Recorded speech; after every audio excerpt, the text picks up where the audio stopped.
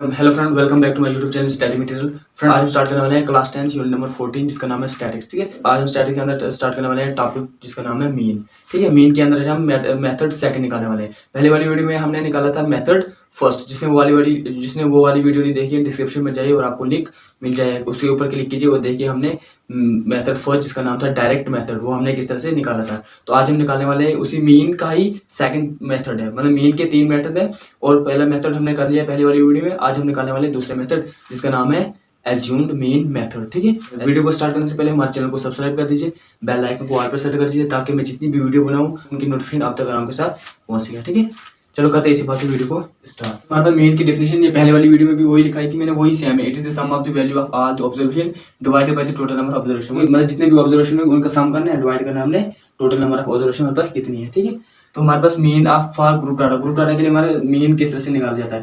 पहला हमारे पास direct method होता है। ठीक है, तो डायरेक्ट मेथड में हमारे पास पहली वाली वीडियो में निकाल चुके हैं। जिस तरह से निकाला था हमने, इस तरह से निकाला था कि x is equal to summation of f i x i divide by f i. तो एफ आई हमारे पास कोई फ्रीक्वेंसीज होती थी और एक्स आई हमारे पास कोई वेरिएबल होता था। ठीक है, ये निकाला था हमने पहली वाली वीडियो में। आज हम निकालने वाले हैं एज्यूम्ड मीन मेथड। इसका ही दूसरा है, मतलब मीन इस तरह से 2-3 तरीके से निकाला जाता है। तो दूसरा तरीका हमारे पास ये है कि x is equal to a plus, सिर्फ इसमें a जितना ऐड करना है, a plus summation of f i d i divide by summation of f i. इसमें एक्स आई और a का चेंजिंग है, बाकी सब सेम है। तो देखो इसमें क्या करना है, सबसे पहले हमें पता होना चाहिए कि a क्या होता है और किस तरह से निकाला जाता है। फ्रिक्वेंसी तो हमें पता है, फ्रिक्वेंसी हमारे पास गिवन होगी और वेरिएबल भी हमारे पास कोई गिवन होगा। और हमारे पास अब इसमें क्या निकाला है हमने, a का पता होना चाहिए हमारे पास और d का हमारे पास पता होना चाहिए। a क्या होता है और d क्या होता है। ठीक है, तो देखो सबसे पहले हम जानेंगे a क्या होता है। वेरिएबल का सबसे लार्ज नंबर जो होगा वो वाला हमने a पकड़ना है। वो तो या डिसेंडिंग ऑर्डर में हो सकता है या असेंडिंग ऑर्डर में हो सकता है। ठीक है, ठीक है, तो सबसे पहले हम देखेंगे a लिखेंगे भी। सबसे पहले लिखूंगा मैं a हमारे पास क्या होता है, फिर उसके बाद इसका प्रूफ भी निकालूंगा। ठीक है, आज इसमें हमने प्रूफ निकालना है। सबसे पहले हमने कंसिडर क्या किया, लेट्स कंसिडर एक्स आई, मतलब वेरिएबल। Let's consider variable. ठीक है, वेरिएबल कंसिडर किया जिसका नाम रखा मैंने एक्स आई, मतलब ये कहां तक n नंबर तक है। मैं लिख लूंगा एक्स आई। ठीक है, ये या तो असेंडिंग ऑर्डर भी हो सकता है या डिसेंडिंग ऑर्डर भी, मतलब नीचे से ऊपर 1 से लेकर 10 तक भी हो सकता है या 10 से लेकर 1 तक भी हो सकता है, मतलब नीचे के लिए भी हो सकता है। इसके लिखे इन किसी भी फॉर्म में in ascending as well as descending order.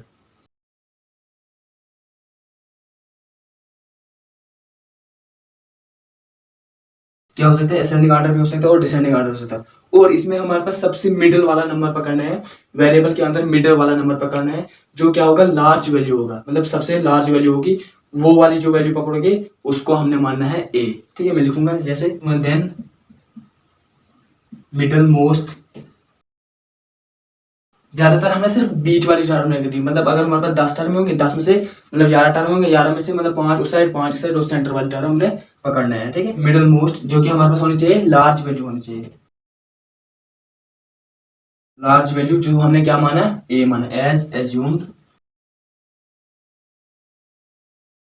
ए, जिसको हमने क्या माना, ए माना। ये लिखा मैंने, वही जो हमने करना है, जो हमने ए किस तरह से निकालना है। क्या करना है, ये हमारे पास वेरिएबल गिवन होगा, इसमें से हमने लार्ज नंबर देंगे। सबसे पहले इसमें मिडिल टर्म ढूंढनी है। मिडिल टर्म अगर हमारे पास 3 होगी यहाँ पे, ठीक है, तो ये देखना है कि ये लार्ज है, लार्ज भी होनी चाहिए, मिडिल भी होनी चाहिए, तो उसको हमने ए पकड़ना है। ठीक है, लेकिन क्या वेरिएबल टर्म में, फ्रीक्वेंसी में नहीं, वेरिएबल टर्म में। मैं दिखाऊंगा, एग्जांपल करके भी दिखाऊंगा, लेकिन पहले मैं इसका प्रूफ निकालूंगा। ठीक है, अब हमारे पास डी का पता होना चाहिए, तो डी हमारे पास डिविएशन होता है। ये जो डी है, अब इसका पता होना चाहिए, लिखिए देयरफॉर डिविएशन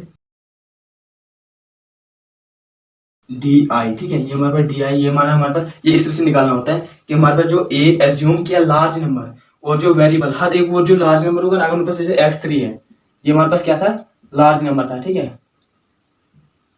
ये हमारे पास हमने माना था इसमें लार्ज नंबर। ठीक है, मतलब फॉर एग्जाम्पल हमने इसको माना लार्ज नंबर।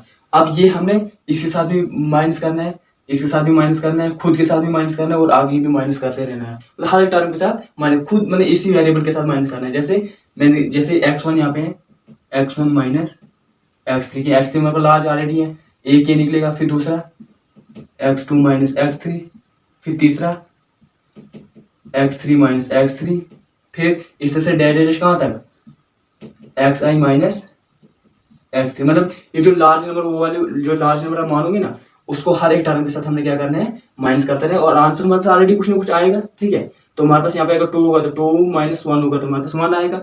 इस तरह से हमारे पास इसमें कुछ ना कुछ वैल्यू आएगी, तो वही हमने इधर लिखना है और कुछ नहीं। तो हम क्या लिखेंगे कि एक्स आई, ये तो एन टर्म आएगी, ठीक है, x i minus large element हमने यहाँ पे क्या माना है ए, हम लिखेंगे एक्स आई माइनस ए। ये हमारे पास फार्मूला बना है किसका, ड्यूरेशन का। समझ आई किस तरह से हमें समीशन आना चाहिए, क्या आना चाहिए, A plus summation of f i d i divided summation of f i. तब सबसे पहले हमें क्या लाएंगे, summation of f i d i. ठीक है, क्या करना है, देखो इसके साथ भी मल्टीप्लाई एफ आई करो, इसके साथ भी मल्टीप्लाई फ्रीक्वेंसी करो, लिखो multiplying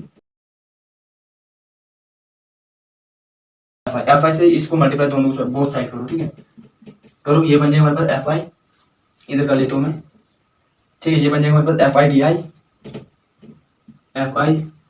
D i is equal to, ठीक है, F I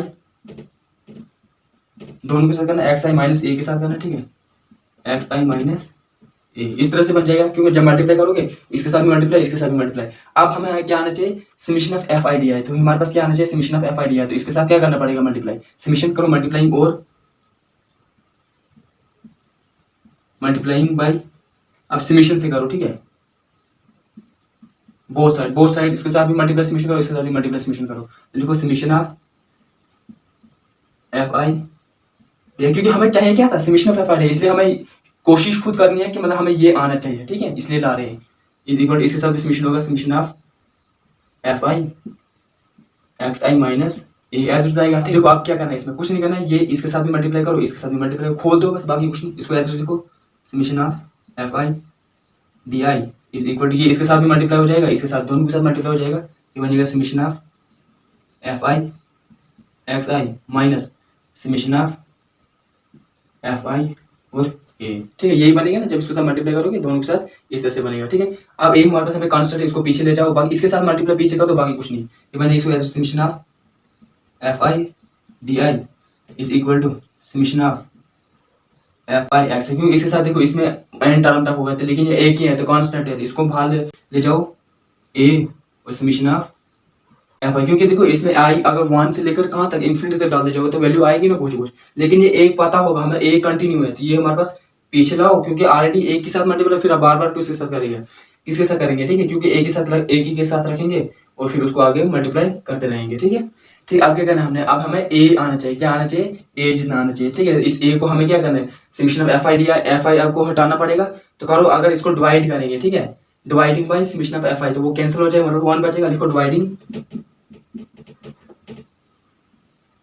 dividing by summation of f I both side. क्यों, क्योंकि हमें क्या आना चाहिए, सिर्फ ए जितना आना चाहिए, तो ए आना चाहिए, ए लाना है जरूरी, किसी भी तरह से हमें ए जितना आना चाहिए, तो इसको हटाना पड़ेगा ना, तो इसको हटाने के लिए हमें उससे डिवाइड करना पड़ेगा, अगर 2 होता तो 2 से डिवाइड करना था, लेकिन मेरे पास यहाँ पे समीशन ऑफ एफ आई है, तो इसको साथ ही डिवाइड करना पड़ेगा, तभी कैंसिल हो जाएगा, बनेगा summation of f i d i divide by summation of f आई, क्योंकि बोथ साइड फिर डिवाइड होता है, इस साइड भी उस साइड भी, बनेगा summation of f i x i divide by summation of f i minus A summation of f I divide by summation of f आई। अब देखो, अब ये और ये कैंसिल, हमारे पास क्या बचा 1, इसको ऐसे लिखो, summation of f i d i divide by summation of f i is equal to summation of f i x i divide by summation of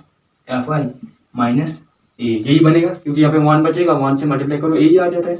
अब क्या करना है हमें, अब हमारे पे इस तरह का फार्मूला आना चाहिए, तो इस तरह का फार्मूला हमें किस तरह से आएगा, सबसे पहले एक्स कहाँ से लाएंगे, एक्स का हमारे पास फार्मूला बन रहा है, इसको एज लिखो, summation of f i d i divide by summation of f i is equal, अब देखो summation of f i x i divide by summation of f i, ये हमारे पास फार्मूला बन रहा है, देखो summation of f i x i divide by summation of F, यहाँ पे डायरेक्ट मेथड हमें यूज करना पड़ेगा, क्योंकि हमारे पास summation of f i x i divide by summation of f i, ये किसके बराबर होता है, एक्स के बराबर, तो इधर डाल दो एक्स, क्योंकि ये मीन का फार्मूला होता है बाय डायरेक्ट मेथड से हमारे पास ये वाला फार्मूला, इसको आप अगेन लिख भी सकते हो, माइनस ए, ठीक है। अब क्या करना है हमें, अब हमें यहाँ से निकालना है एक्स निकालना पड़ेगा, तो ये जो माइनस है ये कहाँ जाएगा, प्लस में, बाकी कुछ नहीं, इधर लिख लेता हूँ मैं, एक्स इज इक्वल टू, ये देखो ये यहाँ पे रहेगा, ये माइनस में, ये पीछे प्लस में चला जाएगा, ये बनेगा हमारे पास ए प्लस, तो ये जब माइनस में, ये पीछे प्लस में जाएगा, ये भी प्लस में, तो ये बनेगा summation of f i d i divide by summation of f आई, हमारे पास फार्मूला बन गया, तो यही हमें चाहिए था, x is equal to a plus summation of f i d i divide by summation of f. क्या समझना है, ए हमारे पास लार्जेस्ट भी होगी, मिडिल टर्म भी होनी चाहिए, ठीक। फ्रीक्वेंसी गिवन होगी हमारे पास, डी आई का फार्मूला मैंने लिखा है हमारे पास x i minus A, x i minus जो ए मानना है इसको मानना है ए करना है, ठीक है, divide by summation of F frequency बस उनका मतलब सीधा वैल्यू निकालो और आंसर पुट कर दो। इसको बोलते हैं हम एज्यूम्ड मीन मेथड फार्मूला, ठीक है।